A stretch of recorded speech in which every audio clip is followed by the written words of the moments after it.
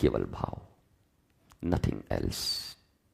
सच्चा गुरु भी अगर कोई होगा तो तुम्हारे लिफाफे, तुम्हारे पैसे, तुम्हारे कपड़े, तुम्हारे पद और प्रतिष्ठा के अधीन नहीं होगा। वो भी तुम्हारी जिज्ञासा और समर्पण के बस में होगा। भगवान अपने मुख से एक श्लोक कहते हैं, अहम भक्त पराधीनो हिव स्वतंत्र इव द्विजा। मैं इस दुनिया में एक ही के अधीन हूं। तो सबने कान लगाया, अच्छा भगवान भी अधीन है? हमने तो सुना था कि ये सर्वतंत्र स्वतंत्र हैं, इज ऑल माइटी गॉड। तुम किसके अधीन हो?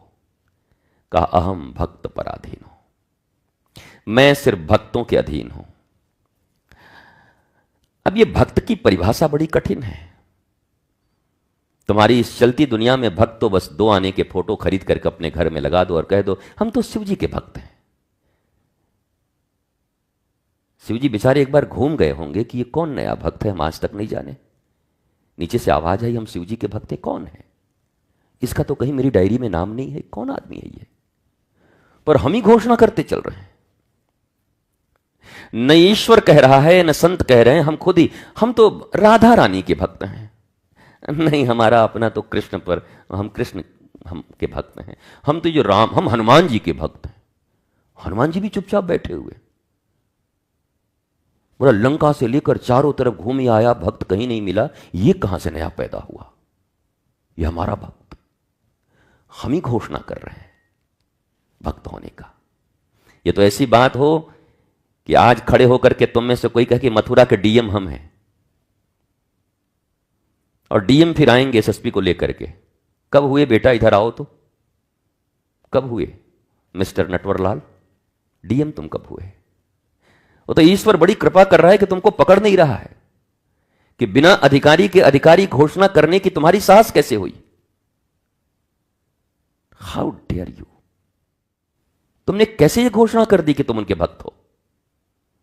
क्या भक्ति के क्राइटेरिया का 1% भी तुमने पूर्ण किया? सांडिल्य के भक्ति सूत्र, नारद के भक्ति सूत्र क्या कभी पढ़े हो? यथा ब्रज गोपिका नाम, क्या कभी गोपियों की भक्ति की ध्वजा का दूर से भी दर्शन हुआ है? किस बेसिस पर तुमने ये घोषणा किया कि मैं भक्त हूं? और कुछ काबिल लोग ऐसे हैं, हम तो गुरुदेव के भक्त हैं। गुरुदेव भी बड़े परेशान, हमारा भक्त।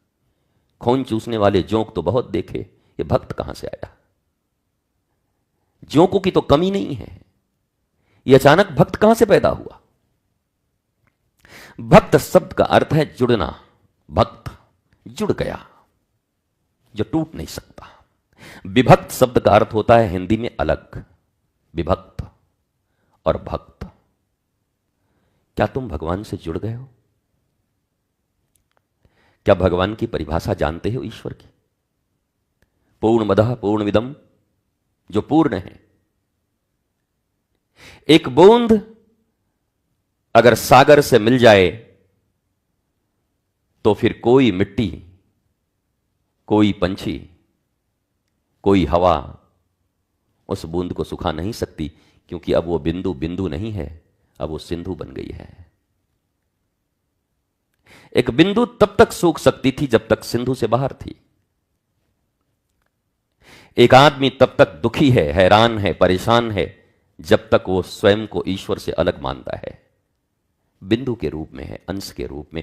परंतु जैसे ही अंश अंशी से मिलता है,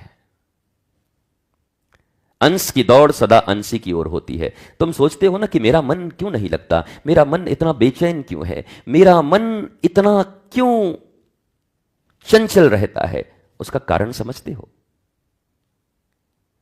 क्योंकि तुम ईश्वर के अंश हो और तुम्हारी चाहत केवल ईश्वर है।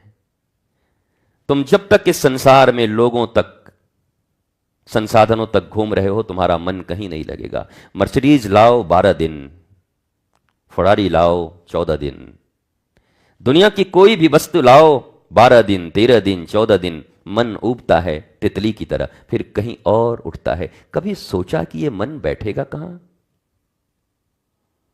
इस मन को बिठाने वाला इस ब्रह्मांड में एक ही है जिसका नाम है मनमोहन, जो मन को भी मोह लेता है, पर तुम उसे नहीं चाहते। वो तुम्हें चाहता है, तुम उसे नहीं चाहते। उल्टा है, ईश्वर अपने अंश को चाहता है, पर अंश भटका हुआ है। ये मिल जाए तो मेरा काम एक बार, बस एक बार ये पद पा जाऊं, फिर मेरी जिंदगी तो। और न जाने कितने पद पाए हुए लोग आत्महत्या कर रहे हैं।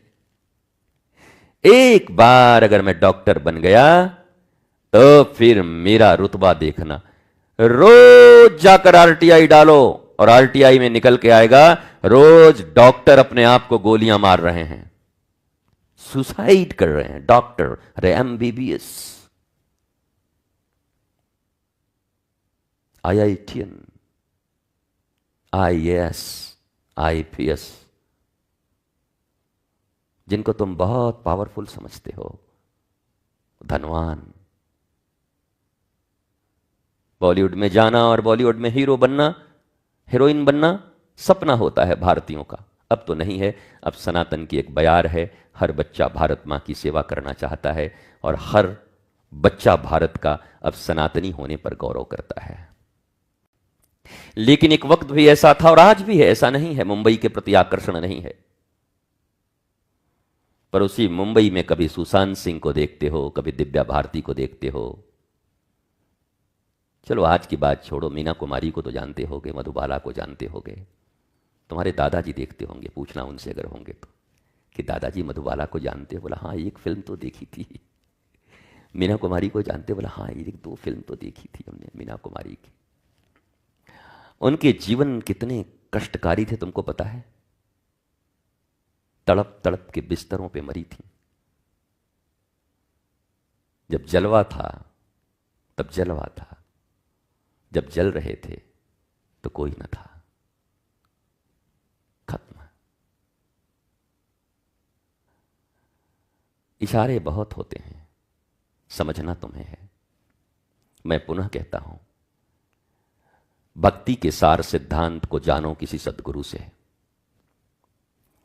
मनमौजी भक्ति मत करो। मनमौजी तो तुम हाई स्कूल पास नहीं होते, 12 कोचिंग और 13 ट्यूशन लगते हैं, तब जाके तुम्हारे सब्जेक्ट क्लियर होते हैं। और ये विषय इस ब्रह्मांड का सबसे टफ है। ये राह इतनी आसान नहीं है, बहुत कठिन है डगर पनघट की, बहुत कठिन है। और इसको मनमौजी प्राप्त करना चाहते हो, यहां छाप लिया, वहां छाप लिया, वहां छाप लिया और घोषित कर दिया हम भक्त हो गए। हम हंसते हैं तो तुमको जलन भी होती होगी, यह आदमी ठीक नहीं लगता है, क्या क्या बोलता है, पर क्या करूं, तुम इतने प्यारे इंसान हो, तुम उन ऋषियों की संतान हो जिन्होंने, ध्रुव को भी मैं ऋषि ही मानता हूं, और प्रहलाद को, राक्षस के घर पैदा होकर ठाकुर को बुला लिया। बाप राक्षस, मां राक्षसी, और ठाकुर आ गए द्वार पर। कैसे संभव हुआ ये? प्रहलाद को देखो, छोटा सा बच्चा, कैसे बुला लिया हरि को। अगर वो हरि को बुला सकते हैं तो उनके पास कौन सा ऐसा तीर था, उनसे क्यों नहीं सीखते?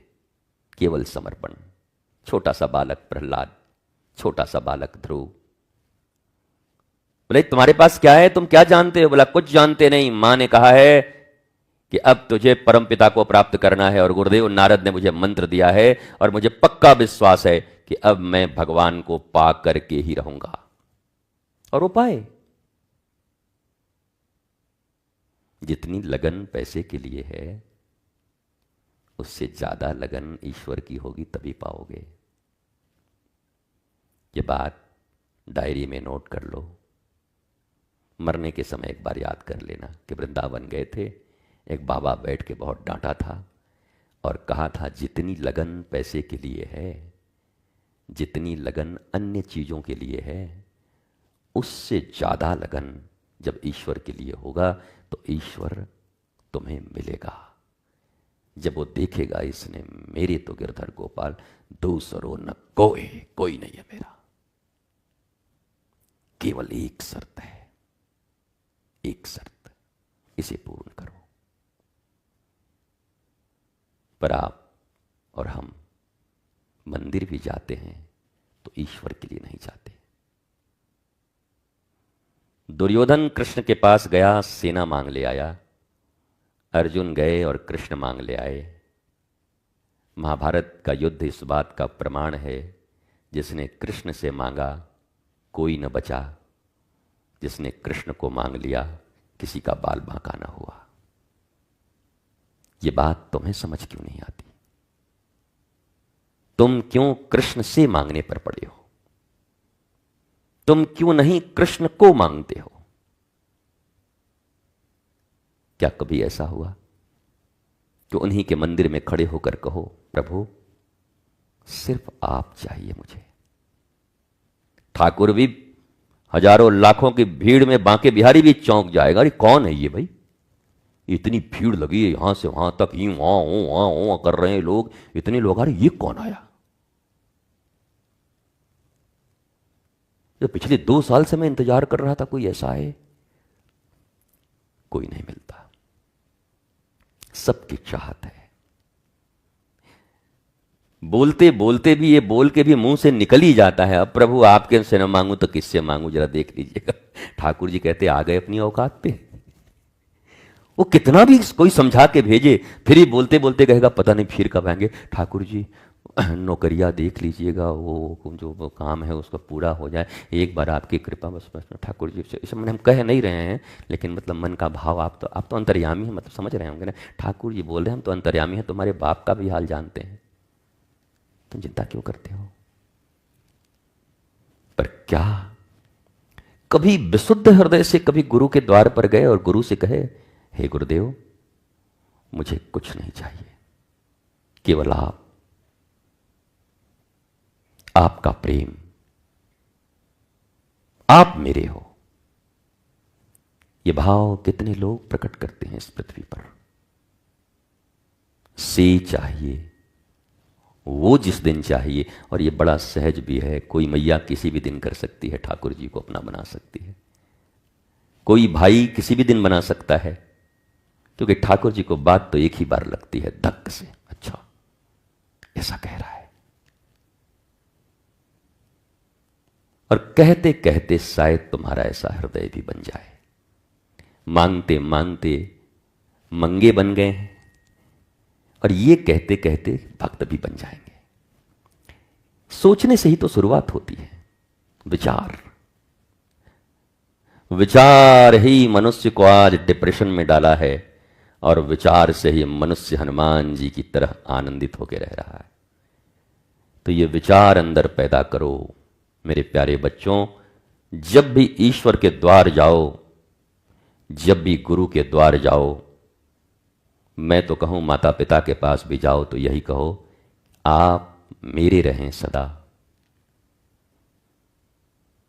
सदा मेरा प्रेम आपके चरणों में बना रहे, बस इतना दे दो, ये मांग लो।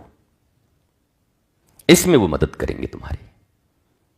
नारद जी का किया ना, नारद जी अटक गए ठाकुर जी पे ही। एक दिन ठाकुर जी ने विश्व मोहिनी का स्वरूप बनाया, नारद जी बिना रख करके बोले अब तो हम विवाह करेंगे। ठाकुर जी बोले एक ही तो भगत था, दिन रात नारायण नारायण करता था, ये भी चला, पता नहीं फिर कब मिलेगा कि नहीं मिलेगा। तो ठाकुर जी ने बंदर का मुंह बना दिया, बेचारे का विवाह न हुआ। क्रोधित तो बहुत हुए नारद जी, तुमको हम बताएंगे, तुमने भक्ति का फल नहीं दिया, तुम बहुत बेकार आदमी हो, तुमको भी ऐसे ही रोना पड़ेगा एक दिन अपनी पत्नी के लिए। ठाकुर जी बोले हम तो ड्रामा कर लेंगे, लेकिन तू सचमुच का रोएगा, इसलिए तुझे नहीं देंगे। हम तो रामावतार में ड्रामा कर लेंगे, सीता जी के लिए थोड़ा रो लेंगे, पर तू फंस गया तो सचमुच रोएगा, नाक पकड़ पकड़ के रोएगा, इसलिए हम तो तेरा अमंगल नहीं होने देंगे। भगवान के होते भक्त भक्त को अपने संतान की तरह प्रभु समझते हैं, कभी उसका अमंगल नहीं होने देते। पर बच्चे जब 18 साल के हो जाएं और 20 साल के हो जाएं, कहा खबरदार, अब भारतीय संविधान ने मुझे आदेश दिया है, आप मेरे ऊपर रूल नहीं कर सकते, मैं आपके ऊपर मुकदमा कर दूंगा, जो मेरी मर्जी मैं वो करूंगा। तो माता पिता क्या कर सकते हैं फिर? बोलो। कोई बच्चा ही संविधान की धमकी दे दे तो माता पिता क्या करेंगे? तो ठाकुरों को भी धमकी देने वाले कम हैं क्या? ठाकुर कहते हैं चल भाई, अपना जिंदगी जैसे जीना है जियो। यहां एक ही चीज तुम्हारे जीवन को क्षण भर में परिवर्तित कर सकती है, और वो है समर्पण, केवल समर्पण। बुद्धि नहीं। बुद्धि तो रावण कंस के पास थे, बिना मोल के मारे गए। उनसे ज्यादा बुद्धि क्या लगाओगे? बताओ, कंस जैसा बुद्धि की 6 दिन के कृष्ण को मारने पूतना को भेज देता है कि दूध में जहर लगा के जाके मार दे। सक्टासुर भेज दे रहा है, वृषभासुर भेज दे रहा, इतने असुर भेज रहे हैं कि इसको जीने नहीं देंगे। ठाकुर जी कह रहे हैं चिंता मत कर, हम तुझे नहीं जीने देंगे, आ रहे हैं मथुरा। और अंत में ठाकुर जी ने छाती तोड़ दी मार के एक मुष्टिका में कंस की। बुद्धि कितनी लगाओगे? क्या रावण से बड़ी बुद्धि होगी तुम्हारे पास? हिरण्यकश्यपु से बड़ी बुद्धि होगी? नहीं है। बुद्धि से कृष्ण नहीं मिलते, बुद्धि से आनंद नहीं मिलता, बुद्धि से भक्ति नहीं मिलती। बुद्धि तो बस जुगाड़ू है। बुद्धि कहां लगाते हैं? इसको फंसाना है, बुद्धि वहां भी लगती है, फंसाने में भी। तो बुद्धि तो कुत्सित है, कुमति है, कहीं भी लग जाएगी। किसी को फंसाने में लग जाएगी, किसी को मारने में लग जाएगी। इस बुद्धि से कृष्ण नहीं पा सकते, इस बुद्धि से भक्ति गुरु को नहीं पा सकते। केवल समर्पण, केवल समर्पण। जब मैं था तब हरि नहीं, अब हरि हैं मैं नाही। मैं का विलोप ही श्री कृष्ण का प्राकट्य है। तुम पूछते हो ना कि भगवान श्री कृष्ण का महाराज जी वो उत्सव इस बार कब है, जन्माष्टमी कौन सी तारीख को? मुझे तारीख नहीं पते, मुझे कोई भादो नहीं पता, कोई सावन नहीं पता, पर इतना जरूर कहता हूं कि जिस दिन तुम्हारे हृदय में समर्पण की पूर्ण भावना उठ गई, वो भादो नहीं, अगर जुलाई का महीना हो या कार्तिक का महीना हो, तो उसी समय तुम्हारे रात के 12 बजे नहीं, अगर दिन के 1 बजे भी तुम्हारे हृदय में समर्पण की भावना उठ गई, तो तुम्हारे हृदय में कार्तिक के महीने में 1 बजे दिन में कृष्ण तुम्हारे हृदय में उत्पन्न हो जाएंगे, प्रकट ले लेंगे, श्री कृष्ण तुम्हारे हो जाएंगे। वो भादो के अधीन नहीं है कि भादो में ही आएंगे। भादो में तो वो सिंघाड़ा के आटा के हलवा, पंजीरी, ये वाले आते हैं। खूब बनाओ, खाओ, मौज करो रात को। पर ये कृष्ण जो तुम्हारे काम आने वाले हैं ना, वो किसी भी समय आ जाएंगे। उनका प्राकट्य किसी भी समय तुम्हारे हृदय में हो सकता है, और वो समय होगा जिस समय सर्व समर्पण होगा। ताहिमाम पाहिमाम पाहिमाम। जैसे द्रौपदी की पुत्रवधू उत्तरा दौड़ते हुए आई, जब ब्रह्मास्त्र छोड़ दिया अश्वत्थामा ने उसके गर्भ में पल रहे परीक्षित को मारने के लिए, तो दौड़ती हुई आई। अर्जुन, भीम, नकुल, सहदेव, युधिष्ठिर, साक्षात कुंती खड़ी है, ददिया सास, अपनी सास द्रौपदी खड़ी है। एक नारी होकर के भी, गर्भवती नारी होकर के दौड़ते हुए न ससुर के पास गई, न सास के पास गई, न ददिया सास के पास गई, सीधे गई और कृष्ण के चरणों में गिर गई। पाहिमाम पाहिमाम, रक्षा करो कृष्ण, रक्षा करो। वो जानती थी कि हमारी सासू मां भी ऐसे ही अपने लोगों पर बड़ी कभी न कभी इतराती थी कि 5 पति हैं जी, भीष्म पितामह हैं जी, और देखो जी गुरु द्रोण सामने खड़े हैं, और वो देखो जी कृपाचार्य खड़े हैं, मैं कोई मामूली हूं। पर जब भरी सभा में दुर्योधन ने दुशासन को कहा कि खींच इसकी साड़ी, निर्वस्त्र कर, तो कोई साथ नहीं दे रहा था। न सास ने पट्टी बांध ली, गांधारी ने, ससुर पहले से अंधा था। भाइयों समान देवर आज उसकी ही प्रतिष्ठा के लुटेरे बन गए थे। पर जरा भीष्म की तो मजबूरी देखो। लोग कहते हैं भीष्म प्रतिज्ञा, अरे छोड़ो ऐसी प्रतिज्ञा। ऐसी प्रतिज्ञा जहां एक बधू निर्वस्त्र हो रही हो और तुम्हारी प्रतिज्ञा काम कर रही है।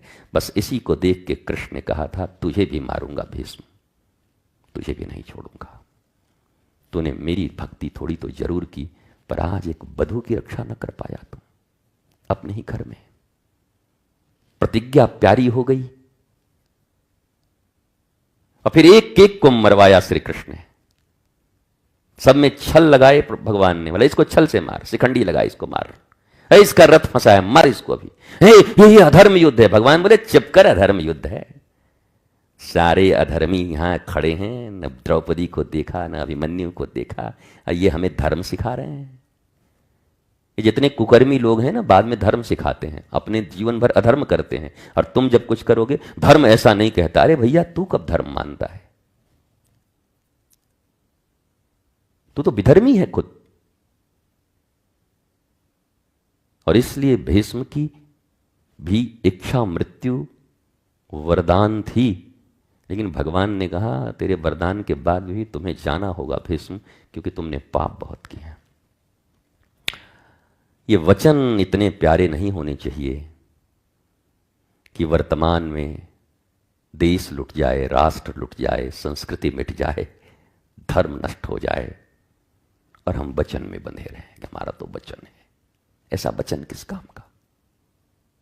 वचन तो एक ही है, धर्म के पथ पर चलना, ईश्वर के पथ पर चलना। और श्री कृष्ण इसके प्रत्यक्ष उदाहरण और अवतार हैं। झूठ बोलना पड़ा, 100 झूठ बोले। बड़ा लोगों को काटने लगता है जब मैं कुछ बोलता हूं तो, हमारी क्या धारणा थी, गुरुजी कैसे बोल रहे हैं। अरे 100 झूठ बोले श्री कृष्ण ने, 100 कम से कम। पर कौन सा झूठ? अधर्म का विनाश करने के लिए और धर्म की स्थापना के लिए बोले जाने वाले हर शब्द सत्य होते हैं। वो झूठ नहीं हो सकता। जिससे धर्म की स्थापना हो वही सत्य है, और जिससे अधर्म बढ़े वही असत्य है। सत्य और असत्य की इतनी परिभाषा ये शब्दों से मत कर लेना। लाल को लाल कह दिया सत्य हो गया, काला को काला कह दिया सत्य हो गया। काला को हरा कहना पड़े, काला को नारंगी कहना पड़े, और हजारों लाखों लोग बच रहे हो, धर्म की रक्षा हो रहे हो, तो मैं 100 बार नारंगी बोलने को तैयार हूं। ये सफरन है। ये सत्य कहां है? और दुनिया में इसी की लड़ाई है। घरों में हमने अपने कानों से सुना है, अरे मैया छोड़ दे, सुना है तो शांति स्थापित कैसे होगी वो देख, तुम्हारी शांति कैसी बची रहेगी वो देख। किसने क्या बोला, क्या लेना किसी से? सबके अपने अपने भोंपू हैं, कुछ ना कुछ बोल ही रहे हैं, विचार रहे हैं। कितनों का आवाज बदलोगे, कितनों को बदलने के बाद तुम सुखी होगे। जो आदमी अपने मन को नहीं बदल पा रहा, वह आदमी पूरी दुनिया बदलने चला है, रिश्तेदार बदलने चला है। हमारे साथ ये ऐसे हो जाएंगे तब हमको अच्छा लगेगा। तुम खुद बदलो, तुम्हारा अधिकार तुम्हारे ऊपर है। तुम चाहो तो खुद को बदल सकते हो, दुनिया को नहीं बदल सकते। तुम्हारे घर, परिवार और संसार के 90% दुखों से मुक्त होने का यही एकमात्र उपाय है। तुम लोगों को बदलने पे लगे हो। गुरुजी मेरी बहू को थोड़ा समझा दीजिए, गुरुजी मेरे बेटे को। अरे काहे को बेकार परेशान हो? बिड़ला जी का मुझे याद आता है, कई बार मैंने कहा है, बिड़ला जी के यहां पर उनकी कई बहुएं थी, तो कोई उनके गुरुजी गए और जाकर के पूछा कि आप तो बड़ी सुखी हो, आनंदित हो, अब बहु लोग आपकी बात सुनती नहीं। मैंने अपने जीवन में एक ही नियम बनाया है, मैंने किसी भी अच्छे काम के लिए मैं 3 बार बोलती हूं। मान लिया उसकी मर्जी, नहीं माना तो मैं अपने मार्ग पर अपने आनंद में रहती हूं, अपने भजन कीर्तन में रहती हूं, अपने जीवन का। हम ये नहीं मरते रहते, हमारा नहीं सुना, हमारा नहीं सुना, हमारा नहीं सुना, हे भगवान इसका क्या। मतलब 3 टाइम्स, और यहां 3 करोड़ बार बोलने के बाद भी कोई सुनने को राजी नहीं है, फिर भी भौंकने को हम राजी हैं। सुनने वाला रत्ती मात्र राजी नहीं, हम भौंकने से बाज नहीं आ रहे हैं। ये भी तुम भी समझना, तुम्हारी संतानें भी हो, उन्हें 2-3 बार बहुत प्यार से समझाना, बेटे मैं सच कहता हूं, 2 या 3 में ही समझ जाएगा वो, पक्का। और तुम दिन भर में 300 बार बोलते हो, उससे बड़ा शत्रु तुम्हारा इस पृथ्वी पर कोई होगा नहीं। तुम्हारी संतान ही तुम्हारी शत्रु होगी, याद रखना इस बात को। कोरे कागज पर सिग्नेचर करके रख लो, दिखती नहीं, पर होता बहुत बड़ा शत्रु है वो तुम्हारा। मत बोलो। श्रेष्ठ चीजें एक बार दो बार रख दो। बेटे, ऐसा हमने सुना था कि ऐसा करने से ऐसा होता है, आप देख लो, आपको जैसे उचित लगे। और मैंने ऐसी संतानों को योग्य होते देखा है। मेरे गुरु ने मुझे सिखाया था। कई परिवारों को उन्होंने बचाया ऐसे करके। बोला 2 बार बोल यार, ज्यादा मत बोला कर। आप भी यही करो। जीवन के छोटे छोटे दुखों से जब मुक्त होगे ना, तब कृष्ण की याद आएगी। घर के झमेलों में फंसे लोगों को कृष्ण की याद नहीं आती, कृष्ण से याद आती है। और से वाले बचते नहीं हैं, मरते हैं, मेरे पता है। गुरु से मत मांगने आओ भाई, गुरु को मांगने आओ। गुरु साक्षात ज्ञान है। उनके वचनों में अपनी प्रीति रखो। और मिले ना मिले कोई बात नहीं, मैं न भी मिलूं तो क्या है, मैं न भी मिलूं तो क्या है।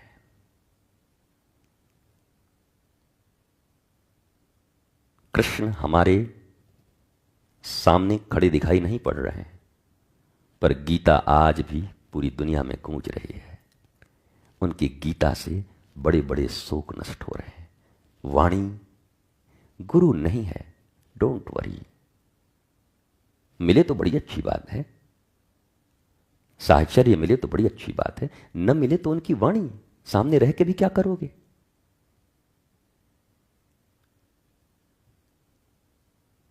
गुरु वचनों को रखना संभाल के। एक एक वचन में गहरा राज है। जिसने जानी है महिमा गुरु की, उसका डूबा कभी न जहाज है।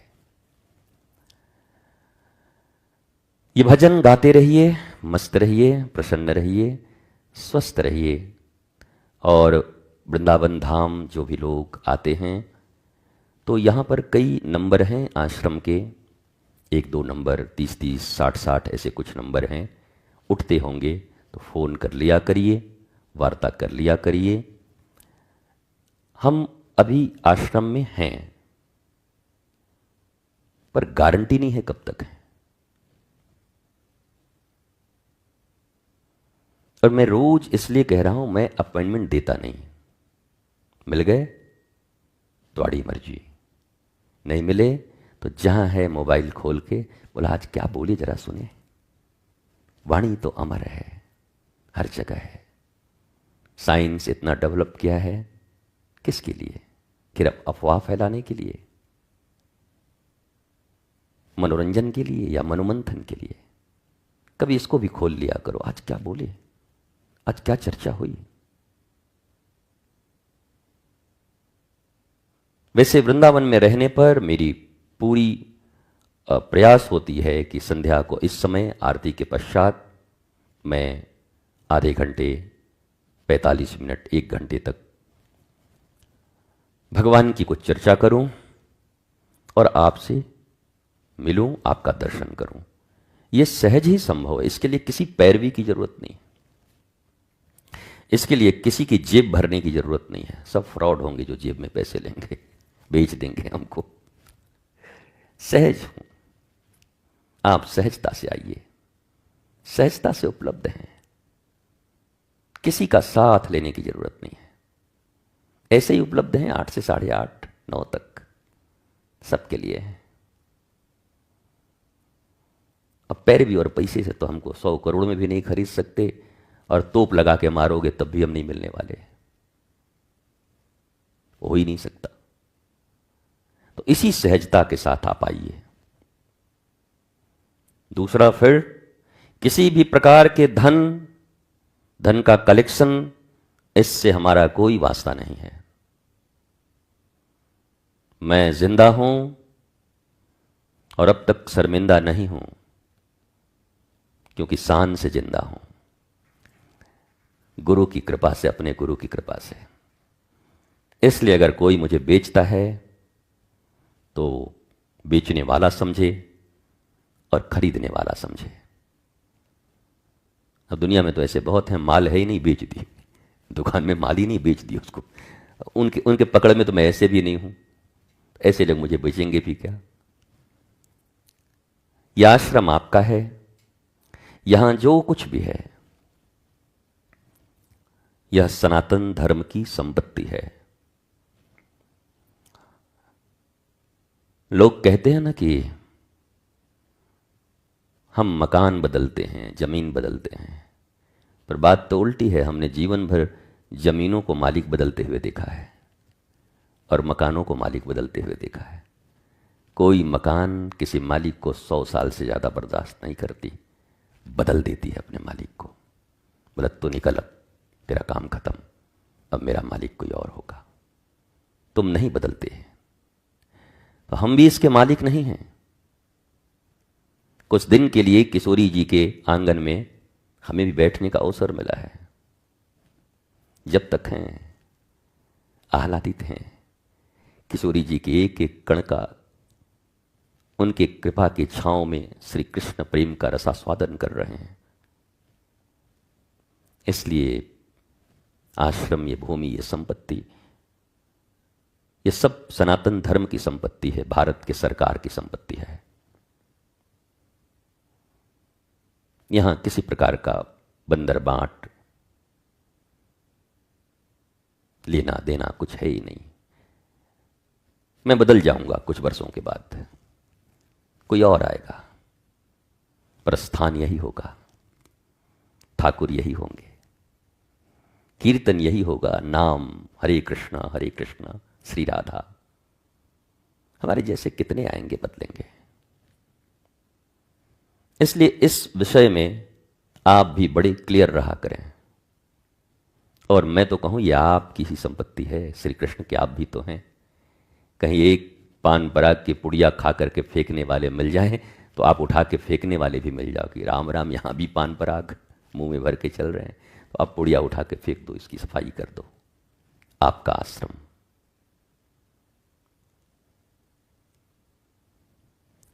और भी जो भी डाउट्स होंगे जीवन में, आप सबको क्लियर कर लीजिए, एक एक डाउट्स को। और मैंने, अगर आपको कोई कहे कि अरे गुरुजी बोलते ऐसे हैं पर करना हम लोगों को पड़ता है, तो उससे पूछिएगा कि तेरी मजबूरी क्या है करने की, किस मजबूरी में करता है। कोई मजबूरी नहीं है तो तुम्हारा जो सामर्थ्य है, तुमको कुछ मिला है, वहां से मिला है उनसे, तो तू कर। हमें क्यों बोलता है? सीधा प्रश्न किया करो। लाडली प्रसादम चलता है, आपको जानकर आश्चर्य होगा कि पूरा लाडली प्रसादम जो आप यहां प्रसाद लेते हैं, इसी बीच में कोई एक व्यक्ति बैठा हुआ है, वही बच्चा चलाते रहता है, बालक ही है छोटा सा। ठाकुर जी की कृपा है उस पर, वो अपना चलाते रहता है, प्रसाद पाते रहते हैं, आनंद लेते रहते हैं। कृष्ण की प्रेरणा उन पर है, वो चलाते हैं। इन सब परिस्थितियों के अवगत हो जाने के बाद आपको कोई छल नहीं सकता।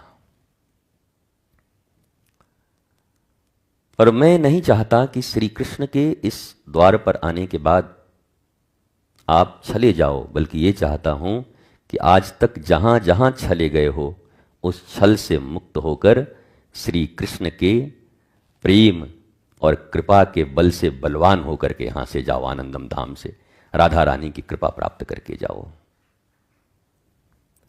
स्वस्थ रहिए, मस्त रहिए, आनंदित रहिए, आह्लादित रहिए।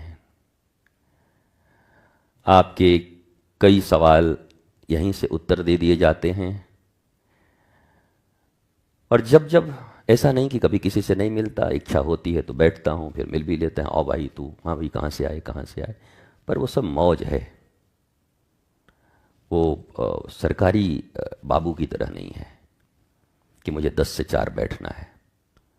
धंधा अपना मंदा ही चले, धंधा है ही नहीं, काहे को अपना चलाना है इतना धंधा। दुकान खोल के आदमी बैठे हुए हैं 7 बजे से लेकर के रात 9 बजे तक। जिंदगी झंड है, फिर उसके बाद भी हमारा तो मौज है, आनंद है, बस यही दुकान है। अब दुकान में माल कुछ और होता, जो माल है हम बांट ही दे रहे हैं फ्री में, अब क्या चाहिए बताओ।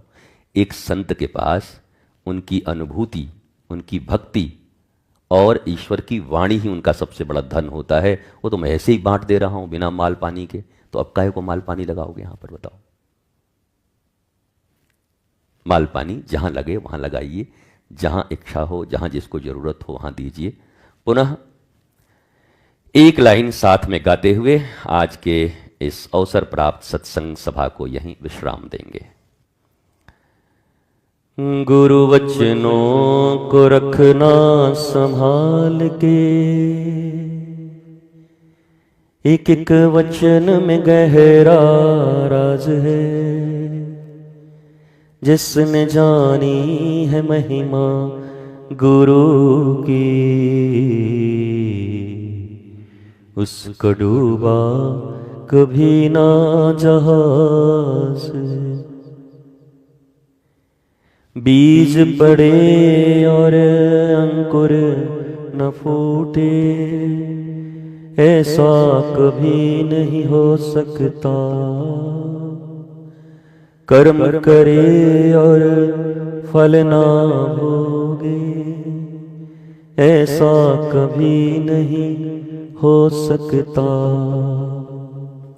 कर्म करने में तो होशियार है, फल भोगने में बड़ा ही लाचार है। जिसने जानी है महिमा गुरु की, उसका डूबा डूबा डूबा कभी ना जहाज है। दीप जले और अंधेरा मिटे ना, ऐसा कभी नहीं हो सकता। ज्ञान सुने और विवेक न जागे, ऐसा कभी नहीं हो सकता। जिसकी रोशनी से रोशन जहान है, मेरे गुरुवर ही मेरे प्राण है।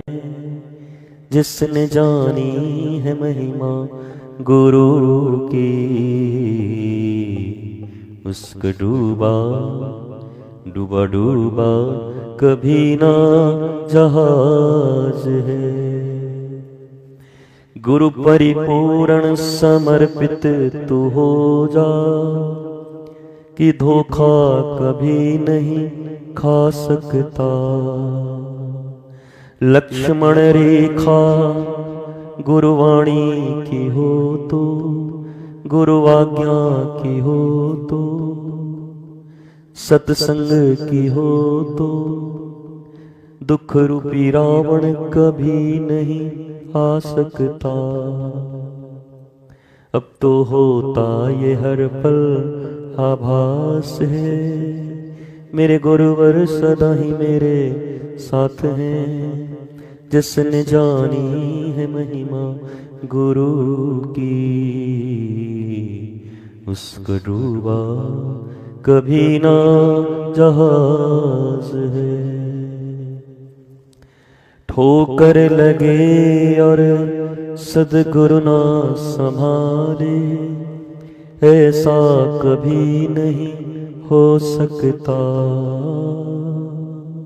जब हम पुकारे और वो न आए, ऐसा कभी नहीं हो सकता। उनके हाथों में सौंप दे हाथ तू, वो तो अंग संग तेरे साथ हैं। जिसने जानी है महिमा गुरु की, उसका डूबा कभी ना जहाज है। गुरु वचनों को रखना संभाल के, एक एक वचन में गहरा राज है। जिसने जानी है महिमा गुरु की, उसका डूबा कभी ना जहाज है। बिन गुरु ज्ञान कहाँ से पाऊं, बिन गुरु ज्ञान कहाँ से आऊं, बिन गुरु ज्ञान कहाँ से आऊं। दीजो दान मेरे गुरुवर सदा,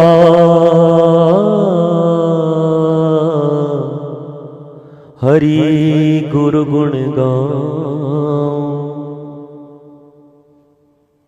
बिन गुरु ज्ञान कहाँ से पाऊं, बिन गुरु ज्ञान, गुरु बिन ज्ञान कहाँ से पाऊं, कहाँ से पाऊं, बिन गुरु ज्ञान, बिन गुरु ज्ञान कहाँ से पाऊं, कहाँ से पाऊं।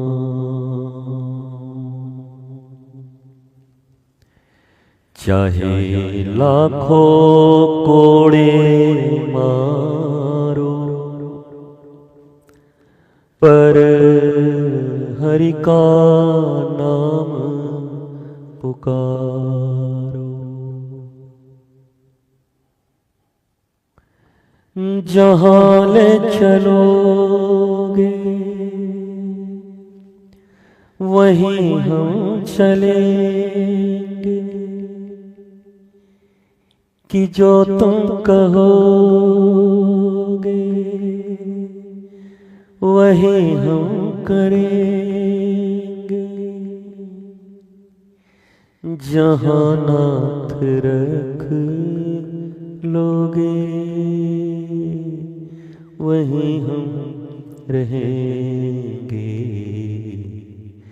जहाँ नाथ रख लोगे वहीं हम रहेंगे। हो मेरा मत जो पर मेरो गुरु ना बिसारूं। मेरा मत जो पर मेरो गुरु ना ही बिसारूं। हरि ने 5 चोर दिए साखा, मेरो गुरु ने छुड़ायो मही जान अनाथा। हाय मेरा मत जो पर गुरु नाही बिसारूं। गुरु नाही बिसारूं। मेरा मत जो तज ही डरूं, पर गुरु को नाही बिसारूं। लोग कहते हैं कि इसका कोई प्रमाण है क्या? रामचरितमानस से इसका प्रमाण है। काकभूसुंडी जी के पूर्व जन्म को जब हम देखते हैं तो उन्होंने गुरु का त्याग किया और शिव जी को अपनाया, और शिव जी ने ऐसा श्राप दिया कि हर बार उनको 84 लाख योनि बदलने पड़े। गुरु ने कृपा की फिर भी, और तब उनको काकभूसुंडी के रूप में स्थिरता मिली, ज्ञान मिला। तो अगर प्रमाण शास्त्रों से पूछते हैं, आगम निगम वेद पुराण सब सम्मत रामायण में है। और रामायण ही इसका प्रमाण है। इसलिए केवल सहजो थी ये कह के सहजो को अकेले मत करो। तुम्हारी रामचरितमानस भी यही कहती, मेरा राम तजो पर गुरु नाहि बिसारो, गुरु नाहि बिसारो।